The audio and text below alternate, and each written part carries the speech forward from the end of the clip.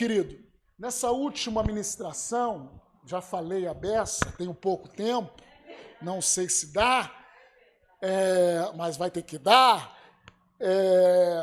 Bem-vindo à família de Deus. Nós, na primeira ministração, dessa aqui são duas, sobre estar nele. São ministrações básicas para todo novo convertido que nós estamos falando. Nós não estamos falando para crente velho, estamos falando para novos convertidos.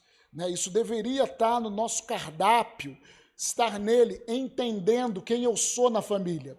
E na última semana que eu preguei, na quarta, eu falava para que você possa ler a Bíblia de uma maneira diferente.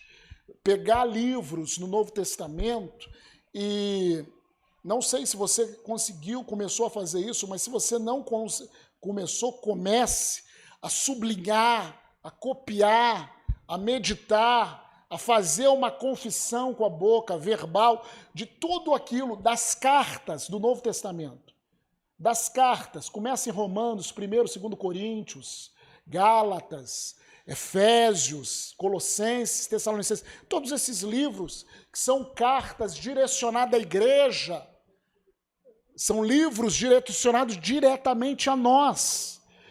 Todas as expressões que tenham em quem, Cristo, em quem nós temos e tal, em quem, nele. Tem mais expressões aqui. Em quem, nele, no qual, por ele, tudo aquilo que ele está se referindo à igreja, coloque, sublinhe, marque. Sua Bíblia, querido, tem que ser uma Bíblia marcada. Não pode ser uma Bíblia nova que nem do Beto, assim, ó. Sem marca nenhum. Não, tem que escrever na Bíblia, tem que pintar, tem que botar. Então, marca e confesse. Quanto mais você confessa a palavra, mais a palavra ela entra. A palavra te transforma. Amém? Quem lembra? Comecei a falar isso. Hoje, eu quero falar alguns textos e algumas confissões que precisam ser realidades na nossa vida, que vão fazer toda a diferença. São textos simples, mas vão fazer toda a diferença. Nós vamos começar por João, capítulo 15. E aí o João, me ajuda.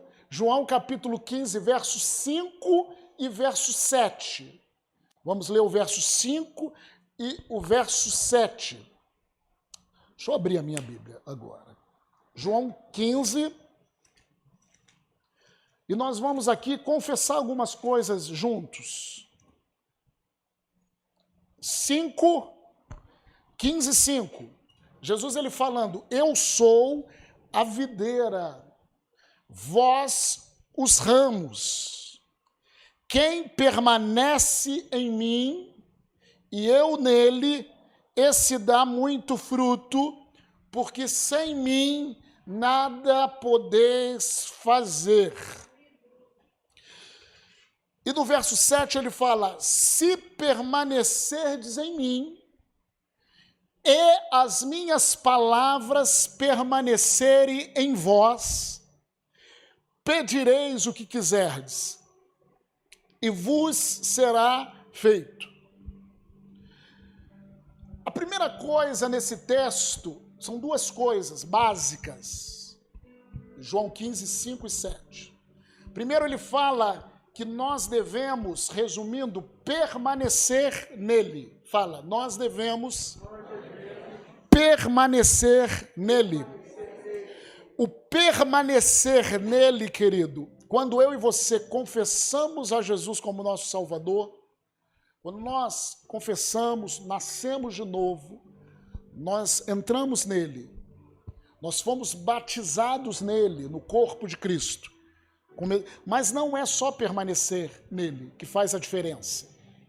Aqui ele fala sobre duas coisas. Ele fala de permanecer nele. E aqui no versículo 7 ele aprofunda, ele fala assim, se vocês permanecerem em mim, é uma coisa, é o ser nova criatura, é o estar servindo a ele, eu estou permanecendo nele. Mas isso só não vai fazer a total diferença. Se permanecerdes em mim. Aí a segunda parte, que é a parte que nós devemos trabalhar. Se vocês permanecerem em mim, eu permaneço nele, porque eu nasci de novo, eu fui batizado nas águas, eu vou no corpo de Cristo aqui, me reúno, estou permanecendo nele. Mas só isso não vai fazer uma diferença prática na nossa vida. Se eu permanecer nele e as minhas palavras permanecerem em vós. Aí que faz a diferença. Aí que ele fala o seguinte, aí vocês vão pedir tudo o que quiserem. No verso 7. E vos será feito. Porque muitas das vezes nós pedimos muitas coisas ao Senhor e parece que Deus não quer nos abençoar e criamos uma doutrina. Foi da vontade, não foi da vontade de Deus? Porque não basta permanecer, ser novo, nascer de novo, ser filho de Deus. Eu preciso trabalhar a minha vida espiritual para que as palavras dele permaneçam em mim. É as palavras dele permanecendo em nós que vão fazer diferença. Pastor, mas eu já leio a Bíblia. As palavras dele permanecerem em mim não significa, você pode ler a Bíblia, você pode, que faz parte, tem que ler a Bíblia, né? Amém, gente? Tem que ler, escutar a Bíblia, isso faz parte. Mas você pode pregar a Bíblia, você pode ensinar a Bíblia, mas só isso não significa que as palavras deles permanecem em você. Permanecer, as palavras deles permanecerem em nós, é eu não ser um ouvinte, é eu ser um operoso praticante. Eu permanecer nele significa que eu aceitei Jesus, confessei Jesus como meu Senhor, que eu tenho um compromisso com Jesus, mas as palavras deles permanecerem em mim é nós decidirmos que a Bíblia é a verdade absoluta nas nossas vidas. É não recuarmos em meio às circunstâncias contrárias. É não ter pensamentos dúbios. É não termos a ser. A verdade para nós é a palavra e ponto. É praticar a palavra pela fé. É se mover pela palavra. Ah, mas não. Querido, não se preocupa com o não. Entenda que nesse mundo nós estamos em batalha espiritual o tempo inteiro. E nós estamos sendo adestrados. Um tempo atrás eu falava, quando você vai na academia, Beto também citou isso há pouco tempo, e até Beto fez ali, falou um negócio de tal de academia da fé, eu não gostei disso, não gostei desse comentário, Beto chamando as pessoas para outra igreja, não gostei, já senta-se exortado. Mas ele deu um exemplo muito interessante, e é verdade, você entra na academia, aí primeiro você vai pegar lá, estava fazendo supino, né, irmãos? Já me falaram que o Alain, ele pega peso à beça. O supino dele é sinistro. É isso mesmo, Marcão? Então nisso não. Aí você pega primeiro o supino, pelo menos, não sei como você, eu primeiro botei 10 quilos ali, né, irmãos?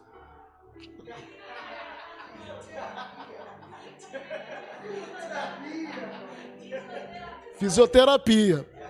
E eu comecei no supino. E nos primeiros, você sente cansado. Mas daqui a pouco você está fazendo, aquilo não é mais suficiente. Aí você bota mais 5 quilos um do lado do outro. Daqui a pouco você bota mais 2,5 quilos. Daqui a pouco está chegando a 20. E sempre no começo parece que você faz muita força. Mas depois, parece que os seus músculos, seus músculos se acostumam e aquilo até fica fraco para você, mesmo sem tomar nenhum anabolizante. diferentemente de outras pessoas. Tô brincando. Mas assim, aquilo fica fraco para você. Na fé é a mesma coisa. As palavras de Deus permanecendo em nós, a gente parece que para exercer fé numa determinada situação, para ser o praticante da palavra, parece que a gente está empurrando um caminhão, meu irmão. Porque vem emoções contra, vem palavras contra, sentimentos contra, os especialistas contra. Então parece que você está empurrando o caminhão. Só que parece que nem saiu do lugar, saiu um pouquinho. Não canse. Você já é vitorioso, porque você já começou a andar por fé. Continue empurrando. Continue empurrando, continue praticando a palavra, continue praticando a palavra, continue praticando a palavra nas poucas coisas, que a pouco a sua musculatura espiritual se acostuma. Se acostuma nas pequenas coisas. Isso é permanecer. Se permaneceres em mim e as minhas palavras permaneceres em vós. O problema é essa segunda parte. As palavras do Senhor permanecer em nós é fazer tudo, não baseado no que as pessoas falam, não baseado no que as nossas emoções falam, porque a gente vai ter que lutar contra as nossas emoções, gente. Contra os nossos pensamentos, contra o nosso racional, é fazer baseado no que a palavra de Deus fala. Quanto mais você faz isso, daqui a pouco, você vai ver que toda a sua oração vai ser baseado nisso. Não vai ser um clamor desesperado. Vai ser uma oração baseada num Deus que você conhece. As palavras do Senhor têm permanecido em você. Quando as palavras de Deus permanecem em nós, querido, não é que a gente não sente o impacto. A gente sente o impacto. Mas a palavra nos sustenta. A palavra nos fortalece. A palavra nos impulsiona. A palavra de Deus. Então vamos fazer uma confissão. Fala assim comigo, baseado nisso que a gente leu. Eu estou nele. Eu vivo nele. Ele é a videira. Eu sou o ramo. O ramo que sou eu pertence à videira. Sua vida, ou seja, a vida de Deus, está em mim. Sua natureza, o amor de Deus, está em mim. Assim como o sangue circula no meu corpo natural, assim a sua vida circula em meu homem interior. Quero que sua vida e seu amor dominem completamente o meu ser. Como que isso acontece? Se permaneceres em mim. Nós já permanecemos nele. Mas o que está faltando é que as palavras dele, a cada dia, permaneçam em nós. Aleluia! Um outro texto que eu quero compartilhar com vocês, 2 Coríntios, são textos que nós devemos praticar, falar. Eu permaneço no Senhor. As palavras dele permanecem em mim.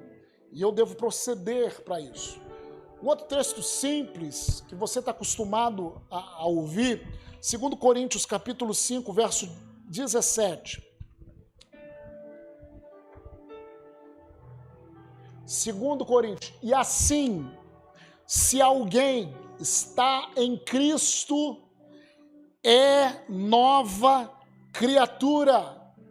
As coisas antigas já passaram, eis que se fizeram novas. Confessa comigo, eu sou uma nova criatura em Cristo Jesus. Sou um novo ser com a vida de Deus, a natureza de Deus e a habilidade de Deus estão dentro de mim. Quando a Bíblia fala que nós somos nova criatura, nós já cansamos de falar isso. Ou nova criação. quando aceitamos Jesus, na realidade, o seu corpo não se tornou novo. A sua alma também não se tornou nova, mas o seu homem interior, o seu espírito se tornou novo. É uma nova criatura. 2 Coríntios capítulo 4, verso 16, 2 Coríntios 4, 16, ele fala assim, bota aí, João, por isso não desanimamos. Pelo contrário, mesmo que o nosso homem exterior se corrompa, ou seja, a minha carne, até a minha alma, contudo, o nosso homem interior se renova de dia em dia. O que nós temos que entender, irmãos, é que um dia vai chegar em que o nosso corpo, nós teremos corpos não corruptíveis. Nós receberemos novos corpos. Mas isso está no futuro. Só que hoje eu sou nova criatura no meu espírito. E a partir desse fato, ainda que o meu homem exterior se corrompa ou sinta as consequências da vida, o meu homem interior se renova. Eu tenho que deixar que o meu homem interior, que tudo aquilo que está dentro de mim, todas as nossas fontes estão dentro, irmãos. Está no nosso coração. Que eu seja movido, que eu seja direcionado por aquilo que está dentro. É isso que nós temos que fazer. Então, nós temos que reter essa confissão. Eu estou em Cristo, eu sou nova criatura, as coisas velhas já passaram. Eu tenho que confessar isso constantemente. Nós temos que confessar isso constantemente. Querido, se você está em crise de identidade, se você está em crise de identidade, sabe o que é crise de identidade? Quando a pressão de Satanás vem de tal maneira que você se perde. Já aconteceu isso com você? A pressão vem de tal maneira que você se perde. Onde estou? Quem sou eu? Opa, pareceu que passou um caminhão. Quando você está em crise de identidade por qualquer circunstância externa, o que você deve falar? Eu sou uma nova criatura em Cristo Jesus. As coisas velhas já passaram. As coisas velhas, Satanás fala, você não mudou nada. As coisas velhas já passaram. Eis que tudo na minha vida se fez novo. Eis que tudo se... Quando você retém essa confissão firme, você é uma nova criatura, seu homem interior, que foi quem nasceu de novo, começa a se manifestar no físico. Aí começa a controlar as emoções, começa a controlar, sabe, os sintomas da carne. Ele começa a se manifestar. Então nós temos que aprender a permitir que esse homem interior controle o homem exterior. Isso é tão verdade, irmãos. Em outras religiões, eu tenho lido muito sobre mente, independente de não só leitura religiosa, novamente eu falo, mas vários tipos, como funciona a mente, como as emoções funcionam, e isso, aquilo que a Bíblia ensinava, querido, vários outros lugares sabia. E é interessante isso mesmo. Quando as pessoas estão em crise, por que quando as pessoas estão em crise de ansiedade, crise de pânico, quando você se concentra numa respiração, em pensar, por que a calma? Porque na realidade o interior, ele domina o exterior, irmãos. Ele domina o exterior. Então se você tem uma prática, olha, uma prática de entrar no descanso de Deus, através da oração em línguas, de mergulhar no Senhor, o teu homem interior, nascido de novo, vai dominar essa circunstância externa. Ah, pastor, mas parece que está pior. Confia em mim. Eu passei também por esse lugar. Domina, independente das circunstâncias que você passa.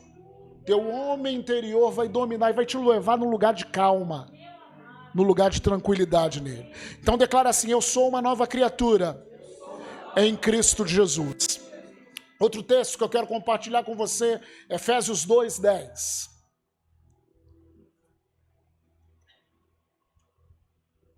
Efésios 2:10. São verdades que eu estou falando.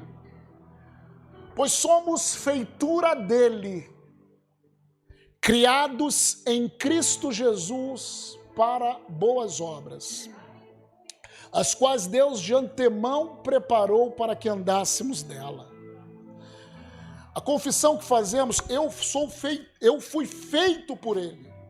Tem uma palavra até melhor que está escrita aqui. Eu sou uma obra-prima. Sabe um pintor, meu irmão?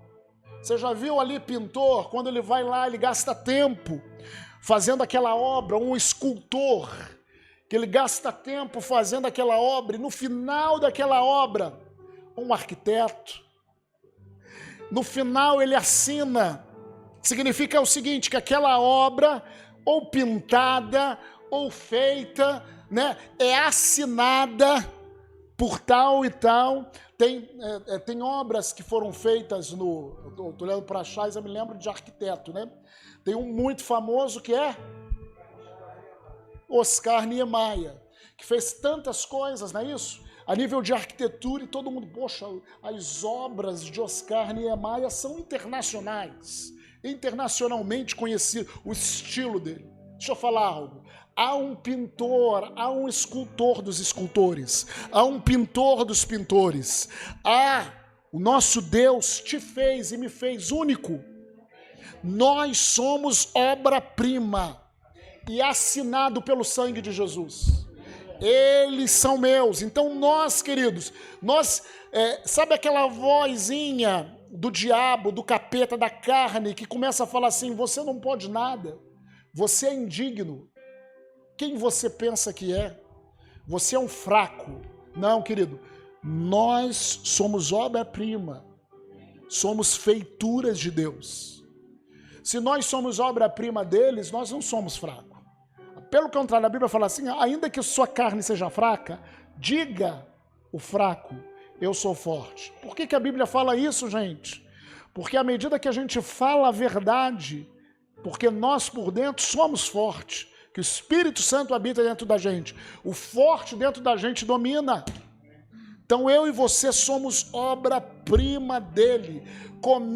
Sabe aquela coisa, eu não tenho capacidade para fazer isso, para entrar nesse negócio, para fazer isso. Não, querido, para ter isso, você é capacitado.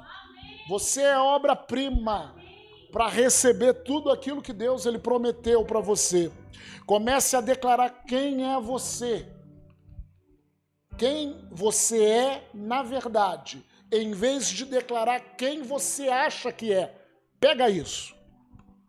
Começa a declarar quem você é de verdade, que é o que a Bíblia diz, em vez de você ficar declarando quem você acha que é. Porque muitas das vezes, querido, eu acho que eu sou um fraco. Eu acho que eu sou derrotado. Às vezes eu acho que eu não posso. Mas não comece a declarar quem você acha que é. Comece a declarar quem a Bíblia diz que você é. Eu sou mais do que vencedor nele, eu posso todas as coisas nele, eu sou sarado e curado nele, eu sou próspero nele. Declare isso. À medida que nós declaramos isso, nós damos a condição para o Espírito Santo nos mudar. 2 Coríntios, capítulo 5, verso 21. Estou acabando, irmãos. Não vou nem entrar no segundo tópico aqui, vou acabar com isso. 2 Coríntios 5, 21. Aquele que não conheceu o pecado, ele o fez pecado por nós. Para quê? Para que nele fôssemos feitos justiça de Deus. Declara comigo assim, eu sou justiça de Deus. Eu sou justo perante Deus. Eu não sou justo pela minha justiça. Eu sou justiça de Deus porque eu crio em Cristo Jesus. Eu crio na obra dele. Tiago 5,16, bota aí. Tiago 5,16. Fala assim: confessai, pois, os vossos pecados uns aos outros e orai uns pelos outros para serem curados. Paz. Muito pode, por sua eficácia, a súplica do... Quantos justos nós temos aqui? Você não é justo por você, meu irmão. Você é justo porque você aceitou a justiça de Deus, aceitou o sacrifício de Jesus por você. Então, querido, nós somos justiça de Deus em Cristo. A nossa situação com Deus é segura. Eu posso me achegar na presença dEle. Amém? As minhas orações podem muito em seus efeitos. Você pode declarar isso? As minhas orações podem muito em seus efeitos, porque eu sou justiça de Deus. Aleluia! Aleluia! Eu posso estar, e você também, na presença de Deus, sem nenhum sentimento de condenação, sem nenhum complexo de inferioridade espiritual. Ah, não, mas eu não sou assim tão bom como Adriana, Danilo. Pô, Danilo sabe falar melhor do que eu. Não, não existe isso. Tudo que Danilo tem, o que ele tem, é pela graça, é o Senhor que deu. E se o Senhor deu e ele exerce, ai dele se ele não exercesse aquilo que o Senhor deu. Tudo que temos é pela graça, não é pela nossa capacidade. Então nós somos isso. Romanos 8:1 diz: agora,